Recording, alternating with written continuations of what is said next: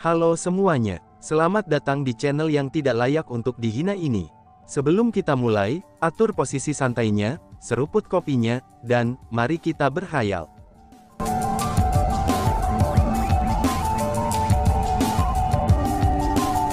Melanjutkan cerita sebelumnya, senior, karena kamu seorang spiritualis dunia jubah abadi, kamu pasti memiliki metode pengamatan yang sangat kuat. Bisakah kamu memeriksa untuk melihat, apakah ada orang-orang dari klan penjaga di sana? Ma Yue berkata kepada Chu Feng. Ternyata alasan mengapa Ma Yue dan Tian Yi berhenti adalah, karena mereka takut ada orang-orang dari klan penjaga yang menjaga tempat itu. Chu Feng pun tidak ragu-ragu, dan segera menggunakan mata surgawinya untuk mengamati daerah di depan. Sebenarnya, Chu Feng masih agak jauh dari tujuannya. Belum lagi para kultivator biasa, bahkan para spiritualis dunia sekalipun mungkin tidak dapat melihat apa yang ada di depan dengan jelas. Namun demikian, di hadapan mata surgawinya, semuanya menjadi jelas. Di depan mereka ada sebuah altar. Altar itu tidak terlalu besar, namun itu sangat indah. Adapun 100 Refinements Jade Stone, itu ditempatkan di tengah altar. Batu itu berwarna hijau, dan ukurannya seperti semangka. Melihat dari jauh, itu benar-benar hanya menyerupai batu giok. Terlepas dari itu, sepertinya tidak ada yang istimewa tentang itu. Namun untuk beberapa alasan yang tidak diketahui, 100 Refinements Jade Stone yang tampaknya biasa ini memberi Chu Feng sensasi tertentu. Itu seolah-olah semacam kekuatan khusus menarik darah Chu Feng. Ada ratusan orang berkumpul di luar altar. Orang-orang itu memiliki kultivasi setengah marsial leluhur. Dari pakaian yang orang-orang itu kenakan, Chu Feng bisa menebak bahwa mereka kemungkinan besar adalah kultivator dari alam bawah. Demi keselamatan mereka, Chu Feng mengamati lingkungannya yang jauh. Setelah menemukan bahwa tidak ada seorang pun dari klan penjaga di antara mereka, Chu Feng merasa lega, dan mengalihkan pandangannya ke arah orang-orang itu sekali lagi. Dengan persepsi yang tajam, Chu Feng bisa mengatakan bahwa orang-orang itu memiliki hubungan intim satu sama lain, dan menyerupai rekan kerja. Kemungkinan besarnya, mereka sedang mendiskusikan sesuatu sambil berkumpul di sana. Di depan mata surgawi Chu Feng, semuanya tampak jelas. Tidak hanya Chu Feng mampu menangkap setiap gerakan dari orang-orang itu, tapi dia juga dapat menentukan apa yang mereka katakan dengan membaca bibir mereka. Kebetulan sekali bahwa topik pembicaraan antara orang-orang itu, ini sebenarnya terkait dengan Ma Yue dan Tian Yi. Kakak Zhou, kami benar-benar mencari dengan cermat. Kami hampir mengaduk-aduk seluruh 100 Refinements Stage. Namun sayangnya, kami tidak dapat menemukan Ma Yue dan Tian Yi. Kami tidak tahu kemana mereka pergi. Mungkinkah mereka melaporkan kepada para tetua dan dibawa pergi oleh mereka? Seseorang bertanya dengan cemas. Itu tidak mungkin. Meskipun Ma Yue itu cukup berbakat, tapi dia hanyalah sampah di mata para tetua. Karena itulah, bagaimana mungkin mereka bisa peduli dengan hidup dan matinya? Seseorang menolak kemungkinan itu. Logikanya, karena Ma Yue itu terluka, dia seharusnya tidak bisa pergi jauh. Tian Yi itu benar-benar ahli dalam persembunyian. Dia sebenarnya berhasil menyembunyikan Ma Yue dengan sangat baik. Terus, racun milik kakak laki-laki Zhou bukanlah sesuatu yang bisa disembuhkan Tian Yi. Itu benar, karena bagaimanapun, kakak Zhou adalah idola aku, ucap kerumunan. Beberapa ratus orang itu semuanya mengelilingi seorang pria, dan terus menyanjungnya tanpa henti. Adapun pria itu, usianya hampir sama dengan Tian Yi, yaitu berusia beberapa ratus tahun. Namun demikian, dia tidak mengubah penampilannya menjadi seorang pria parubaya. Tapi sebaliknya, ia menyamar sebagai pria muda. Selanjutnya, penampilannya juga sangat tampan. Jika dia terlahir setampan itu, maka itu akan baik-baik saja. Namun sayangnya, Chu Feng bisa mengatakan bahwa penampilannya yang tampan itu adalah palsu. Penampilan asli pria itu sangat jelek, bahkan begitu jeleknya, sehingga orang akan merasa mual menatapnya. Namun meskipun dia tampak jelek, tapi pria itu telah mengubah penampilannya menjadi pria muda yang tampan. Itu saja sudah cukup untuk menunjukkan betapa palsunya pria itu. Namun satu hal yang layak disebutkan adalah, bahwa kultivasinya bukan dari peringkat 3 leluhur setengah marsial seperti yang dinyatakan Tian Yi. Tapi sebaliknya, kultivasinya yang sebenarnya adalah dari leluhur setengah marsial peringkat 4. Kakak Zhou, mengapa kamu tidak membunuh Ma Yue itu secara langsung selama konfrontasi kamu hari itu? Seseorang bertanya. Apakah kamu bodoh? Kamu juga tahu tentang aturan pertandingan publik. Seseorang hanya bisa melukai lawannya, dan tidak bisa membunuhnya. Selain itu, ada banyak tetua yang hadir pada hari itu. Jika aku membunuhnya, bahkan jika para tetua melindungi aku pasti masih akan dihukum, kata Zhou Zongzi dengan cara yang sangat tidak menyenangkan. Aku bodoh, aku memang bodoh. Orang yang menanyainya sebelumnya segera mulai meminta maaf.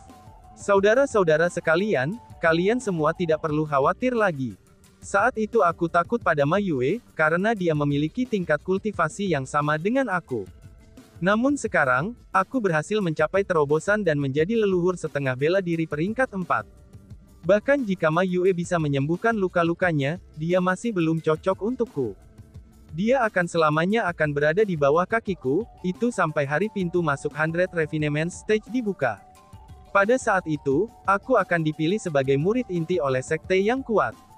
Adapun Ma Yue itu, bahkan jika dia berhasil mendapatkan kedudukan dan perawatan yang layak, dia ditakdirkan untuk berada di bawah aku. Ketika menyebutkan itu, Zhou Zongzi sangat bangga pada dirinya sendiri. Tentu saja, bagaimana mungkin sampah dari Elem Lower Realm itu bisa bersaing melawan kakak kita Zhou? Betul sekali, Elem Lower Realm itu adalah sampah terburuk di antara berbagai alam bawah. Adapun kakak laki-laki Zhou kita, dia berasal dari Splendor Night Lower Realm terkuat. Hanya dengan status itu, Ma Yue bisa melupakan tentang berdiri sejajar dengan kakak Zhou, kata orang banyak. Tidak, kalian semua salah. Alam bawah yang paling lemah bukanlah alam bawah Elem. Alih-alih, itu adalah alam marsial leluhur. Tiba-tiba saja, seseorang membantah. Sudah berapa tahun sejak alam bawah Ancestor marsial memiliki seseorang mencapai tempat ini? Aku yakin mereka mungkin sudah tidak ada lagi sekarang. Bahkan jika alam bawah marsial leluhur masih ada, itu pasti tempat berkumpulnya para sampah, dan bahkan tempat yang tidak layak untuk disebutkan. Hahaha. Ucap kerumunan yang merasa sangat senang. Pada saat yang sama mereka mulai mengolok-olok ala bawah Elem, mereka sebenarnya juga mulai mencemooh alam bawah bela diri leluhur. Dari sini dapat dilihat bahwa, alam bawah bela diri leluhur kemungkinan besar menjadi bahan ejekan terus-menerus bagi mereka. Saat Chu Feng dengan hati-hati mengamati ke depan, suara Ma Yue segera terdengar. Senior, apakah ada orang-orang dari klan penjaga di sana? Tanya Ma Yue. Tidak ada. Namun, musuh kamu semuanya sudah berkumpul di sana. Apakah kamu siap? Tanya Chu Feng sambil tersenyum. Dia menunjukkan kepada Ma Yue bahwa, waktu untuk membalaskan dendamnya telah tiba. Aku sudah siap, jawab Ma Yue. Setelah Ma Yue selesai mengatakan kata-kata itu, matanya mulai berkedip, dan rambutnya yang panjang mulai bergetar. Auranya juga berubah. Lapisan gas ungu dikeluarkan dari tubuhnya seperti api, dan mereka berputar di sekelilingnya. Ketika itu terjadi, auranya mulai tumbuh lebih kuat. Tubuh ilahi. Ma Yue ini sebenarnya adalah tubuh ilahi. Tidak hanya itu saja, Chu Feng dapat dengan jelas merasakan bahwa, Ma Yue ini benar-benar memiliki kekuatan pertempuran yang menantang surga yang mampu mengatasi 2 tingkat kultivasi. Dengan kata lain, meskipun kultivasi Ma Yue adalah dari leluhur marsial setengah peringkat 3, bahkan peringkat 5 setengah leluhur marsial kemungkinannya tidak akan cocok untuknya saat ini. Ma Yue ini benar-benar bisa dianggap jenius. Wush! Saat Ma Yue terbang ke depan, Tian Yi juga dengan marah terbang mengejarnya. Adapun Chu Feng, dia secara alami juga mengikuti mereka. Karena bagaimanapun, dia tahu betul bahwa Zhou Zongzi saat ini bukanlah seseorang yang bisa dikalahkan Ma Yue. Dengan demikian, dia tidak akan terlihat ketika Ma Yue dan Tian Yi akhirnya dipukuli. Zhou Zongzi, kamu bajingan tercela. Kamu benar-benar berani meracuni aku. Kamu benar-benar tercela yang tidak tahu malu. Setelah Ma Yue mencapai altar, dia berteriak dengan marah. Dia memegang pedang persenjataan leluhur ungu yang tidak lengkap, dan juga dia mengarahkannya ke depan. Segera, langit mulai berubah. Dia telah secara langsung melepaskan skill marsial tabu surga. Dari sini dapat dilihat, bahwa dia tahu seberapa kuat Zhou Zongzi. Dia tidak ingin membuang-buang waktu, dan ingin mengalahkannya dengan satu pukulan. Skill marsial Rabu Surga itu tampaknya telah menyatu dengan kekuatan ilahi Ma Yue, dan itu berubah menjadi angin puyuh ungu. Angin puyuh itu tidak terlalu besar.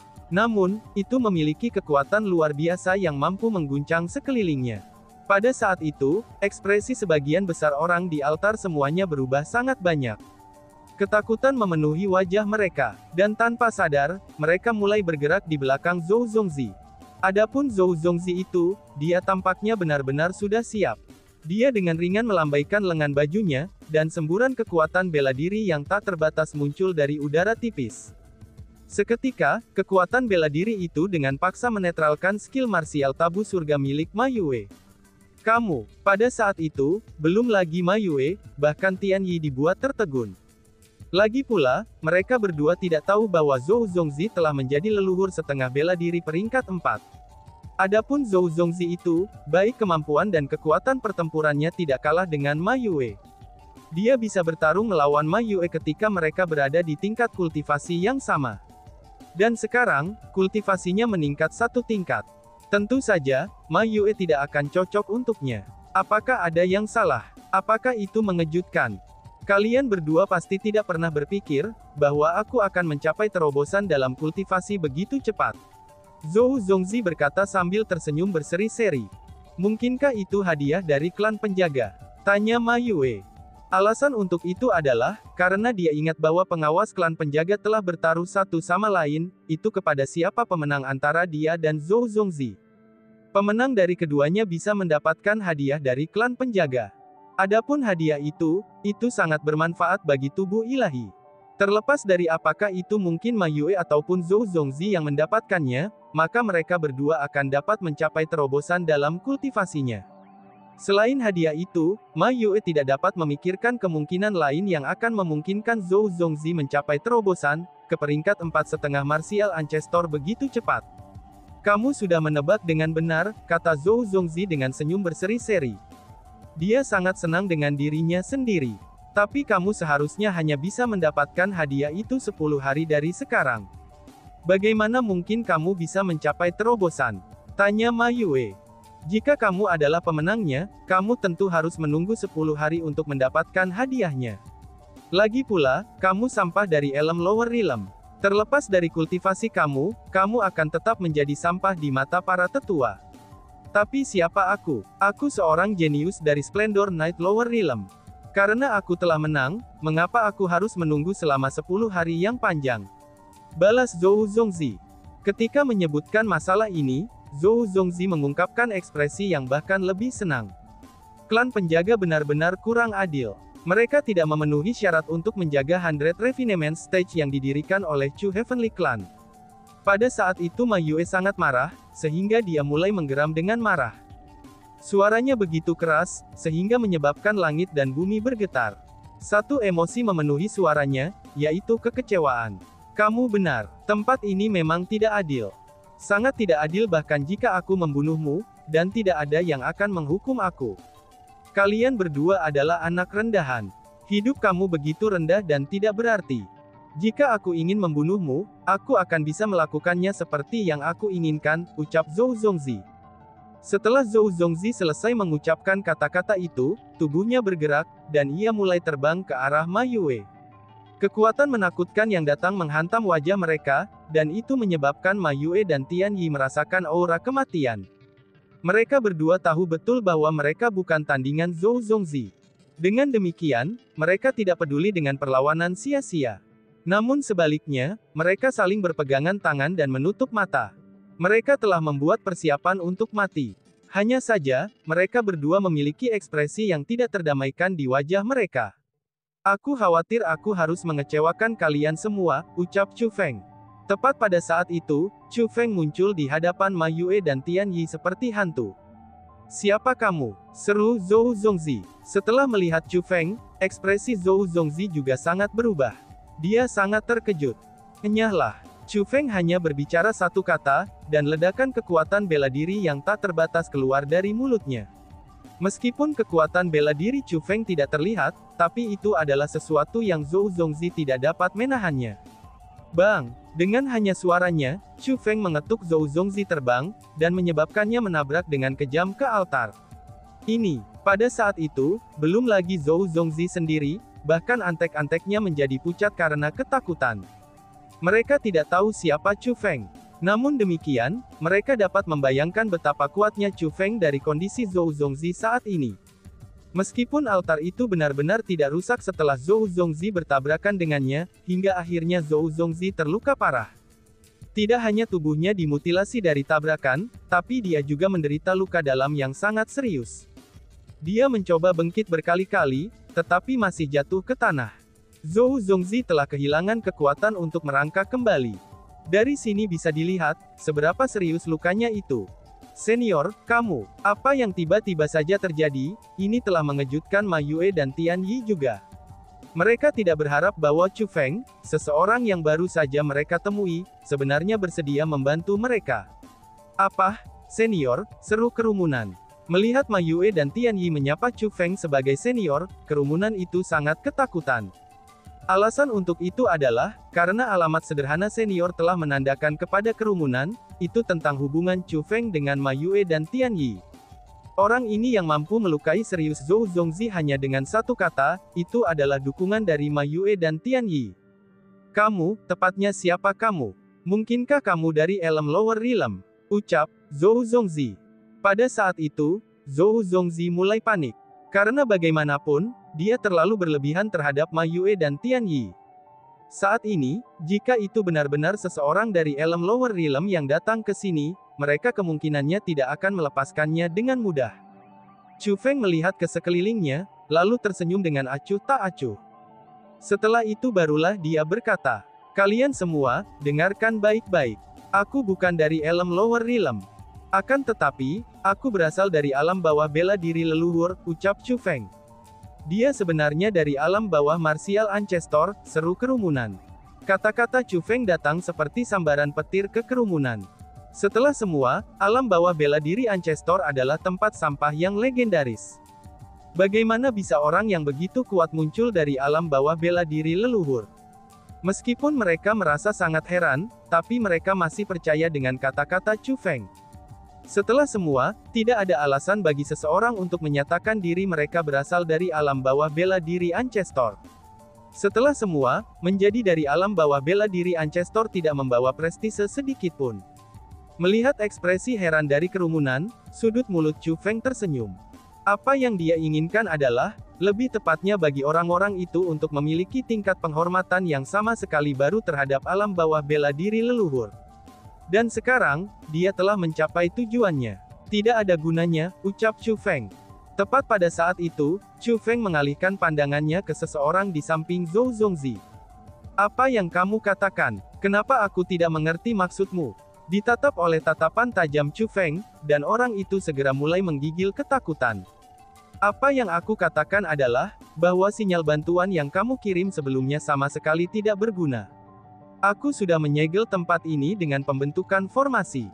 Kalian semua bisa melupakan bantuan yang akan datang, kata Chu Feng dengan sikap menghina.